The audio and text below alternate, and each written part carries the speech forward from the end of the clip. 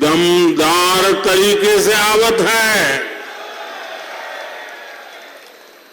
7 तारीख और 17 तारीख मिलकर यहां के कांग्रेस के 30% वाले कक्का का सरकार से जाना पक्का कर रही है।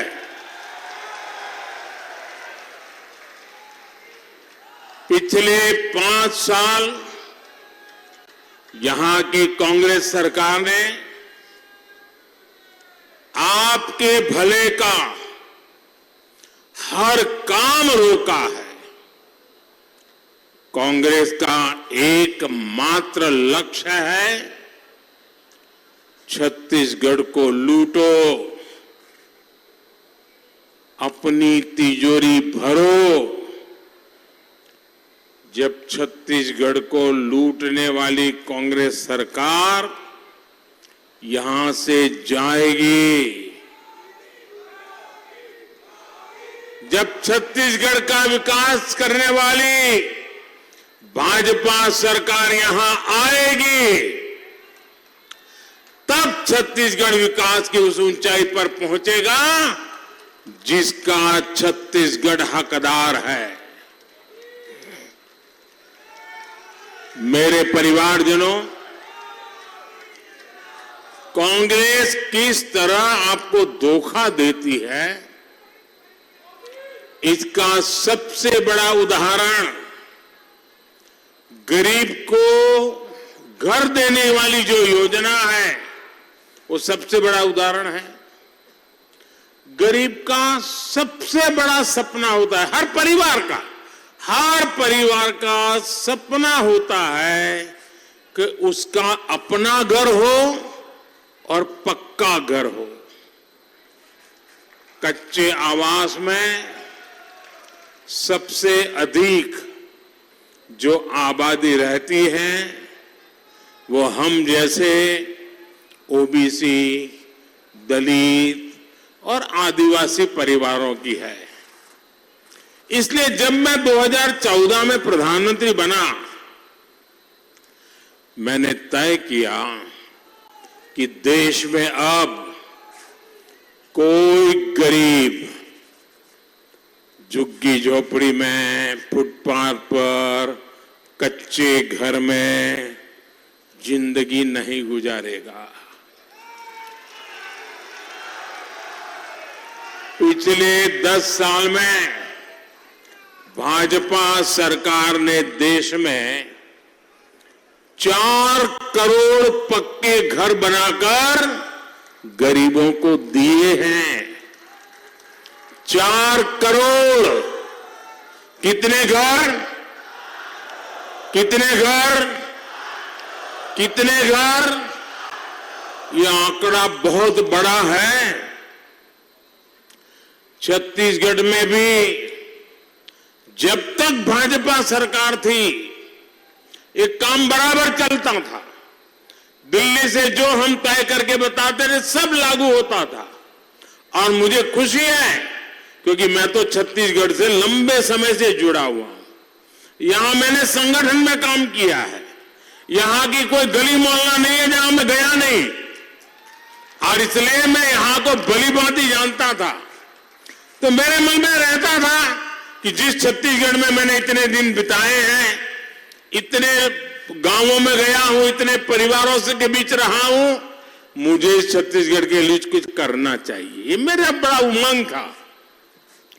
और तब भाजपा की सरकार थी तो मेरी बात आगे बढ़ गई और 10 लाख से अधिक आवास बनाए थे उस समय जब भाजपा सरकार थी। 10 लाख। जैसे ही कांग्रेस की सरकार आई और उसने देखा कि मोदी की योजना तो इतनी टाइट है कि उसमें कटकी संभव ही नहीं है, कमीशन संभव ही नहीं है, उन्होंने तुरंत गरीबों के आवास बनाने में उस काम में रुकावटें, रोड़े अटकाना शुरू कर दिया। अब कांग्रेस सरकार को आप लोग यहां से हटाने का तय कर चुके हैं। पहले चरण में तो आपने उनका सुपड़ा साफ कर ही दिया है और मुझे व्यक्तिगत रूप से संतोष इस बात का है कि जैसे ही भाजपा सरकार बनेगी मुझे यहां गरीबों को पक्के घर देने का काम तेजी से आगे बढ़ाने का एक पुण्य काम करने का अवसर मिलेगा। मुझे बताइए, अगर कोई गरीब हमारे पास आए, एक रोटी भी खिला दे तो पुण्य मिलता है कि नहीं मिलता है? जरा जोर से बोलिए, पुण्य मिलता है कि नहीं मिलता है? अगर मोदी उसको पक्का घर दे दे, उसके सपना दे दे, संकल्प दे दे, तो आशीर्वाद देता है कि नहीं देता है? देता है कि नहीं देता है? इसका पुण्य मिलता है कि नहीं मिलता है? पुण्य मिलता है कि नहीं मिलता है? पुण्य मिलता है कि नहीं मिलता है? ये पुण्य किसको मिलता है? ये पुण्य किसको मिलता है? ये पुण्य देते किसको हैं? आपको मालूम नहीं है किसको मिलता है? जरा जोर से बताइए किसको मिलता है? जी नहीं, मोदी को नहीं मिलता है, ये पुण्य आपको मिलता है, क्योंकि आप अब यहां भाजपा सरकार बनाने वाले हैं और इसके कारण गरीबों को घर मिलना शुरू होने वाला है और इसका पुण्य, उसके आधे हकदार आप हैं। ये पुण्य आपके खाते में जमा होने वाला है। यहां के 18 लाख गरीबों के पक्के आवास देने का हमने संकल्प कर लिया है और उसके लिए धन भी पक्का निकाल दिया है कि ये पक्का धन इनके लिए। और आप तो जानते हैं ना, मोदी की गारंटी कैसी होती है, पक्की होती है ना। मेरे परिवारजनों, दूर सुदूर के आदिवासी गांवों तक अच्छी पक्की सड़कें बने, रेल से कनेक्टिविटी हो, इसके लिए भाजपा सरकार बहुत पैसे दे रही है। कांग्रेस ने अपने 10 वर्ष में छत्तीसगढ़ के गांव की सड़कों के लिए जितना पैसा दिया था, जब रिमोट वाली सरकार थी ना दिल्ली में, याद है ना, रिमोट वाली सरकार चलती थी, वो रिमोट वाली सरकार ने जितना पैसा दिया था, मेरे आने के बाद, मेरा सेवा काल शुरू होने के बाद, उससे 2 गुना पैसा हमने छत्तीसगढ़ को दिया, 2 गुना। लेकिन फिर भी यहां स्थिति बहुत खराब है। यहां तक कि हर घर जल, पानी पहुंचाने की योजना को भी ये रोक रहे हैं। जब तक पैसे निकालने का पाइपलाइन न मिले, ये काम करने को तैयार नहीं है जी। ये छत्तीसगढ़ ये हर माता बहन के साथ बहुत बड़ा धोखा है। इसलिए छत्तीसगढ़ की माताएं बहनें कह रही है, एक स्वर से कह रही है, आओ नहीं सही वो, आओ नहीं सही वो, आओ नहीं सही वो, आओ नहीं सही वो, आओ नहीं सही वो, बदल के मेरे परिवारजनों, मैं आज छत्तीसगढ़ के आप लोगों का एक और बात के लिए धन्यवाद भी करना चाहता हूं। आपने यहां कांग्रेस की तो हार तो पक्की की है, मुझे पूरा भरोसा है। आपने कांग्रेस की हार तो पक्की कर ली है। छत्तीसगढ़ के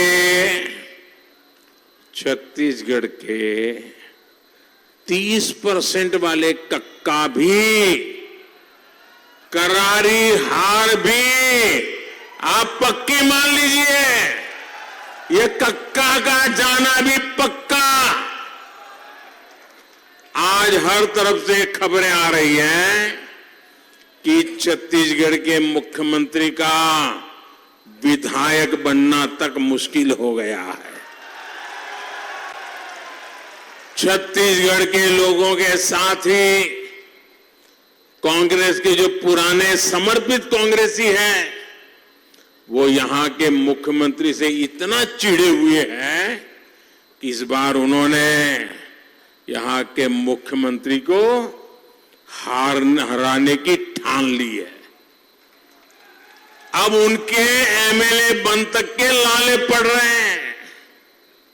दरअसल कांग्रेस के पुराने दिग्गजों को लग रहा है कि एक बहुत बड़ा धोखा उनके साथ ये मुख्यमंत्री और कांग्रेस के दिल्ली के आला कमान ने किया है। आपको याद होगा, छत्तीसगढ़ में कांग्रेस की सरकार बनी थी, तब मुख्यमंत्री के पद के लिए यहां 2.5 साल का एग्रीमेंट हुआ था कि नहीं? पहले तो ऐसी कोई पार्टी देखी है जिसको घर में भी एग्रीमेंट करना पड़े? ऐसी पार्टी देखी है भाई? इनको घर में भी एग्रीमेंट करना पड़ा। और उस समय तय हुआ था कि भूपेश बघेल सिर्फ 2.5 साल ही मुख्यमंत्री रहेंगे। लेकिन इन 2.5 सालों में मुख्यमंत्री ने पद का जितना दुरुपयोग हो सकता है किया। हजारों करोड़ के घोटाले करके, पैसे के पहाड़ खड़ा करके सारा खेल बदल दिया। कहने वाले कह रहे हैं कि लूट के ये पैसे दिल्ली में कांग्रेस के आला कमान तक गए। यहां के मुख्यमंत्री ने घोटाले की रकम दिल्ली तक पहुंचाकर सौदा कर लिया, अगले 2.5 साल और खरीद लिए। लोग कहते हैं कि इन 5 सालों में भूपेश बघेल के बेटे हो, नाते रिश्तेदार हो, उनकी आसपास रहने वाले अफसर हो, ये सबके सब सुपर सीएम बनकर छत्तीसगढ़ को बर्बाद करने का काम किया है, छत्तीसगढ़ को लूटने का काम किया है। इसलिए यहां के लोगों ने ठान लिया है कि इन सभी भ्रष्टाचारियों को कड़ा सबक सिखाकर रहेंगे। मेरे परिवारजनों, कांग्रेस ने यहां जो भ्रष्टाचार का खुला खेल खेला है, ये बंद होना चाहिए कि नहीं होना चाहिए?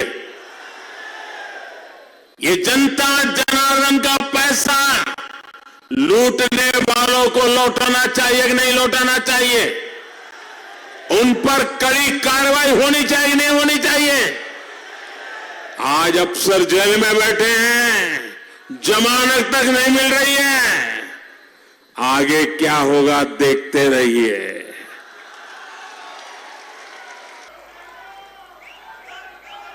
और इसलिए मैं आपको निमंत्रण देने आया हूं। 3 दिसंबर को चुनाव के नतीजे आने के बाद भाजपा सरकार का शपथ समारोह होगा। मैं आप सबको भाजपा सरकार के शपथ समारोह के लिए निमंत्रण देने आया हूं।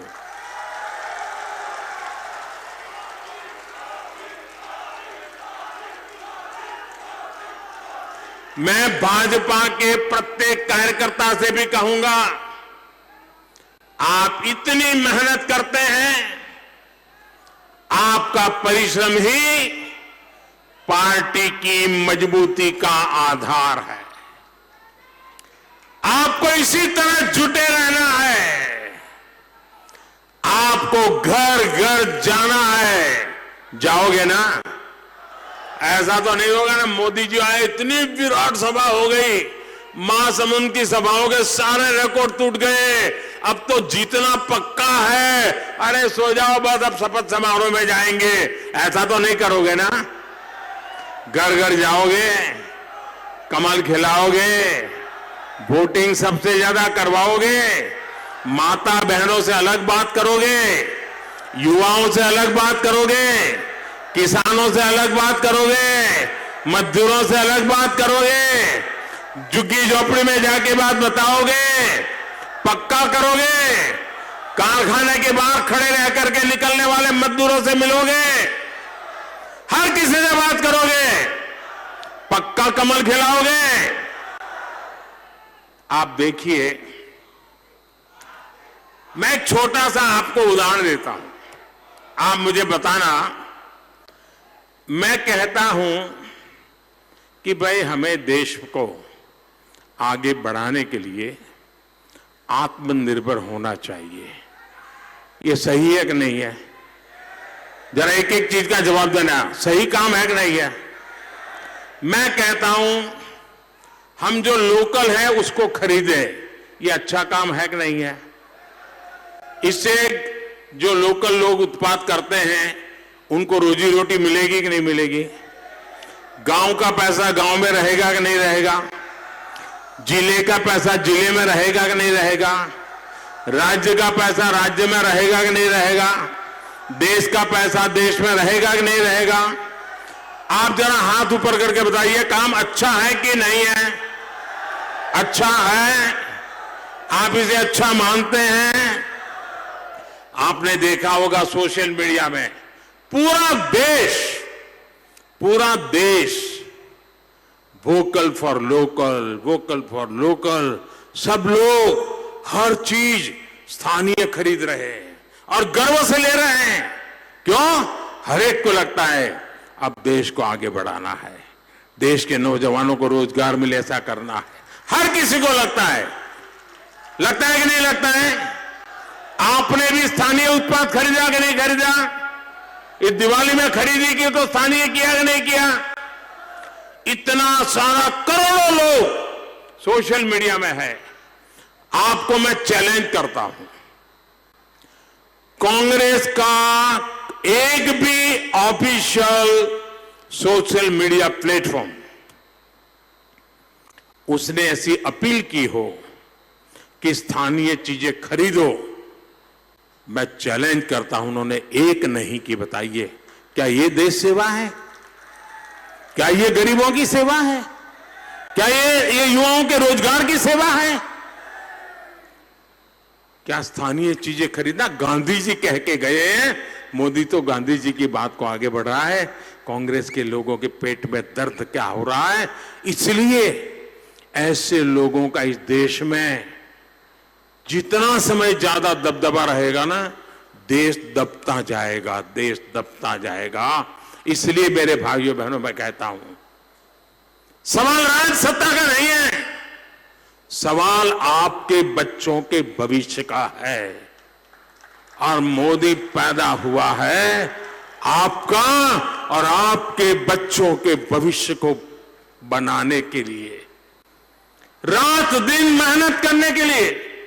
इसलिए मैं छत्तीसगढ़ को कहना चाहता हूं, मेरा साथ दीजिए, मुझे सहयोग दीजिए, मुझे छत्तीसगढ़ को नई ऊंचाई पर ले जाना है। और इसलिए चुनाव की मेरी आज आखिरी सभा है, विजय निश्चित है और विकास की मोदी की गारंटी है।